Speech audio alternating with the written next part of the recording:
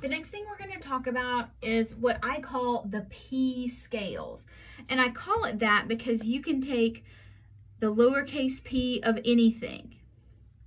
So we're only going to use it in a few things. But you can do this. This is rather ubiquitous. So if you take p of anything equals the negative log of anything. And then if you want to undo the P scale, you put 10 to the negative anything.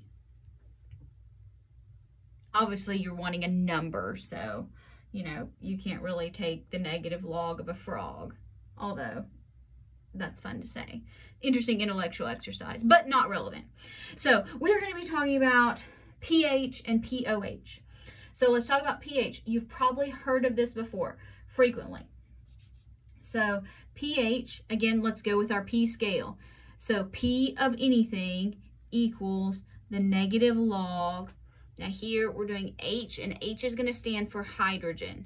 So that would be the concentration of hydrogen, or if you prefer, H3O plus. Same thing, okay? I just say H plus because this is H plus, not H3O. Again, however it works best in your brain. And that also means your concentration of H plus or H3O plus equals 10 to the negative pH reading. I am not going to give you this. You have to know how to calculate pH and how to undo it. So this is based on, this does not mean like basic properties, derived from kW. So the pH scale has a range of 0 to 14. It is a log scale, so like the Richter scale for earthquakes. So that means 1 pH unit represents a 10-fold change in H plus, because, you know, here if you have like if you have a 10 to the first, or 10 to the negative 1 really, so that'd be 0.1, right? If you have 10 to the negative 2, 0.01. Do you see that? Every power of 10 is a 10 times change.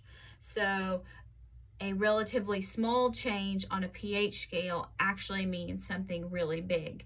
So if you have something that's a Richter scale of 3 versus 4, the earthquake is 10 times as intense.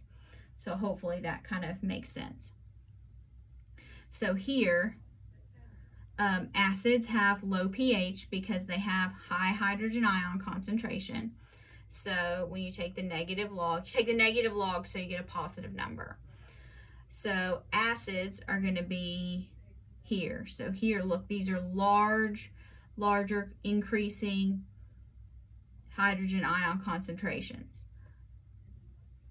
And then, you know, you have low pH or high pH for basic, and we have red and blue based on litmus paper. So basic goes all the way to 14, and you have very low hydrogen ion concentration. So as hydrogen ion concentration increases, pH decreases, you get more acidic. Now, so this is the scale that we generally use. You can also calculate pOH. So you need to be careful as to what information is given in the question and what the question is asking you to find. pOH, it's a P scale. So P of anything equals negative log of anything. And so to undo the pH scale, your concentration of hydroxide equals 10 to the negative pOH. Now, because this is based on kW, pH plus pOH equals 14, always no exceptions, because Ka and Kb always equal 1 times 10 to the negative 14. So pay attention to what you're given. So now you can have pKa. Oh goodness, this is another P scale. So this is the negative log of Ka.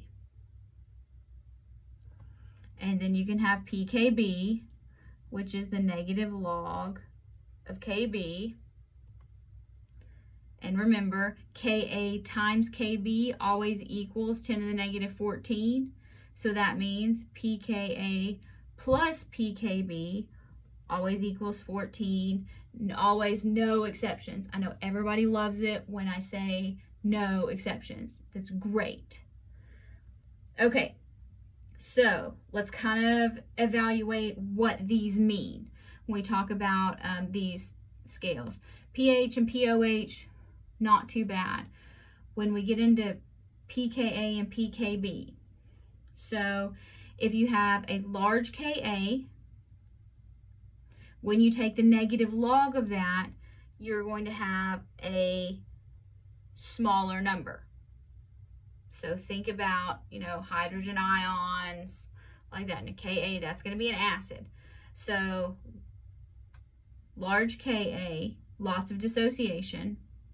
Smaller pKa, because you have more hydrogen. And that means it's going to be a stronger acid.